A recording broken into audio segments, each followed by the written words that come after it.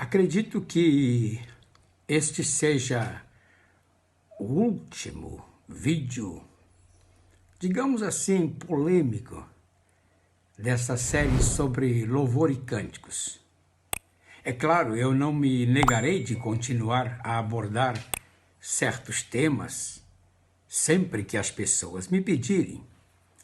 Isto porque pretendo continuar abordando temas mais positivos da enologia cristã, como, por exemplo, a história de nossos hinos.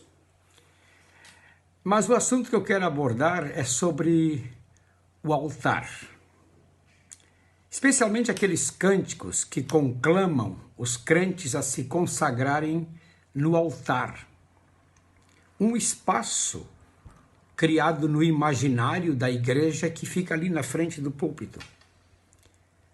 Algumas igrejas, as mais históricas, mantêm um genuflexório, ou degraus diante do púlpito, onde as pessoas se ajoelham para se consagrar.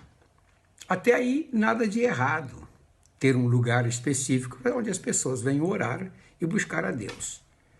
O problema é quando achamos que o altar é um lugar físico dentro dos templos e salões de reuniões, como se somente ali as pessoas pudessem se consagrar. Mas como surgiu essa ideia de altar nos templos? Surgiu ao lado da ideia de que na igreja existem dois grupos, o clero e o laicato. Clero e laicato, ou pessoas leigas, não existiam na igreja dos primeiros apóstolos, porque todos, apóstolos e povo, se consideravam sacerdotes do Deus Altíssimo. Então eles não tinham essa separação.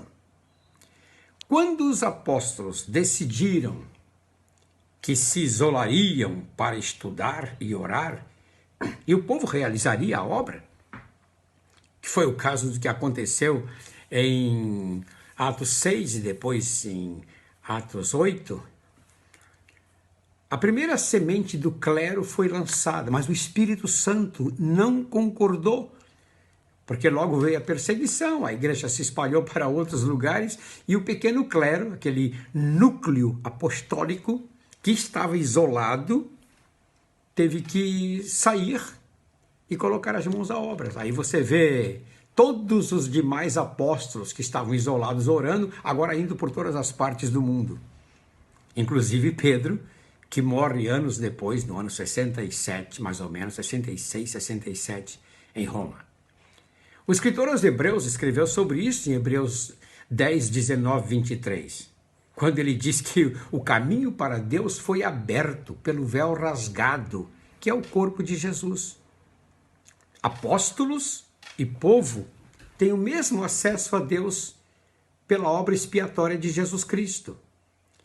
Quando a igreja começou a se desviar de Cristo, ela passou a criar duas classes, a dos líderes, ou clero, e o povo, em que o povo precisa da intermediação dos líderes ou sacerdotes para ter acesso a Deus, criando-se aí, a partir daí, a figura do altar, que é uma figura do Antigo Testamento que apontava para Cristo, o verdadeiro sacrifício. O último altar foi aquele em que Cristo morreu, uma cruz erguida no monte. E essa ideia está tão encravada na mente do povo que quando as pessoas vêm e nos procuram dizendo: o irmão que tem maior acesso a Deus, ore por mim. E eu preciso desmistificar toda aquela ideia e dizer: você também tem acesso a Deus pelo sangue de Jesus. Os templos, então, historicamente, começaram a ser divididos em várias partes. A nave onde fica o povo e o púlpito, que seria uma espécie de santo dos santos, onde somente podem subir os consagrados. Aliás, em algumas igrejas históricas do catolicismo e do anglicanismo, o altar fica com uma luz vermelha acesa, 24 horas, indicando que Deus habita ali, contrariando totalmente a oração que Salomão fez em 1 Reis 8, que ele sempre fala: tu que habitas nos céus, Tu não habitas em templo feito por mãos humanas, que era o templo que ele construíra em Jerusalém. Mas o povo, no entanto, gosta desse tipo de coisa, porque nossa tendência é sacralizar ou dessacralizar o local de reuniões. E sacralizamos os pastores como se nós fôssemos semideuses em forma humana, quando não passamos de pessoas comuns, em que a única diferença é que somos responsáveis diante de Deus pela vida das pessoas que pastoreamos. Sacralizar significa declarar aquele local santo, e dessacralizar significa tornar um lugar comum. Ora, o local de reuniões se torna santo quando a congregação de fiéis presta culto a Deus, mas não pode ser banalizado e usado na noite seguinte como um nightclub, um lugar de danças e festas. Porque, convenhamos, há a necessidade de um local específico onde as pessoas se sintam seguras espiritualmente para adorar a Deus. Nossos antepassados adoravam nas matas, nas florestas, em cavernas e em subterrâneos das cidades, como eu falei num outro vídeo. Ali era seu altar. Até os nossos hinos induzem a essa ideia, porque nos conclamam a nos consagrar no altar, mas é preciso um ensinamento de que o altar é algo espiritual em nossas vidas. Por isso, no Novo Testamento, não existe um altar físico onde nos consagramos e diante do qual nos prostramos, como se estivéssemos oferecendo sacrifícios a Deus. Essa é uma ideia que está na cultura dos povos, um local onde se ofereça sacrifícios aos deuses. Mas não é a realidade cristã. O altar pode ser qualquer lugar preferido seu de oração. Um quarto, o cantinho da sala, uma árvore no pátio, uma pedra no monte, onde você frequenta habitualmente para ali ter o seu tempo de consagração. Todos os textos do Novo Testamento que falam de consagração trazem a ideia de sacrifício a Deus, mas não de um lugar físico.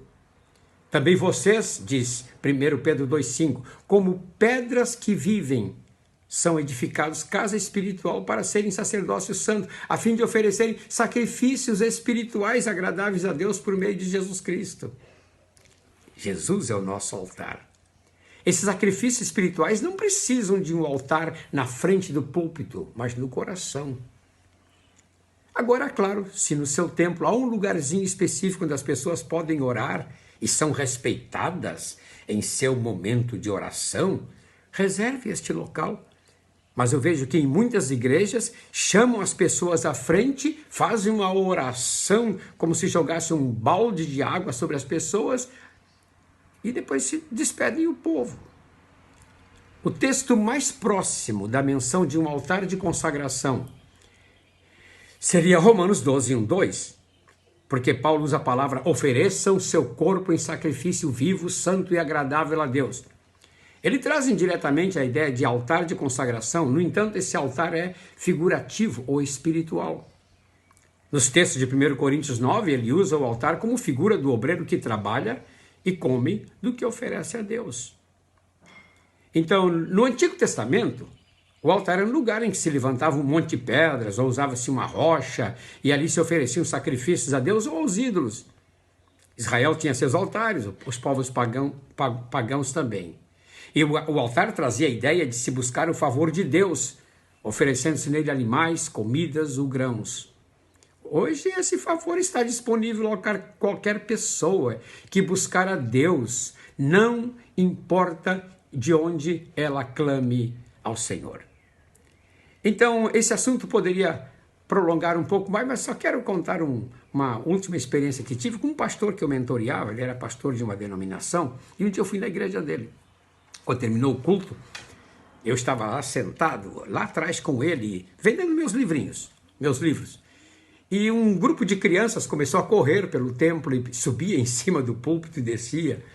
E ele pediu encarecidamente que não deixassem aquelas crianças correrem no altar, porque ele disse, esse lugar é santo. E aí eu virei para ele e disse, Eu conhecia a vida dele intimamente, eu disse, aquelas criancinhas que estão correndo lá no púlpito, que você chama de altar, elas são mais santas que você. Deixe-as correr à vontade, porque o culto terminou. Deus abençoe você, a gente se vê no próximo vídeo.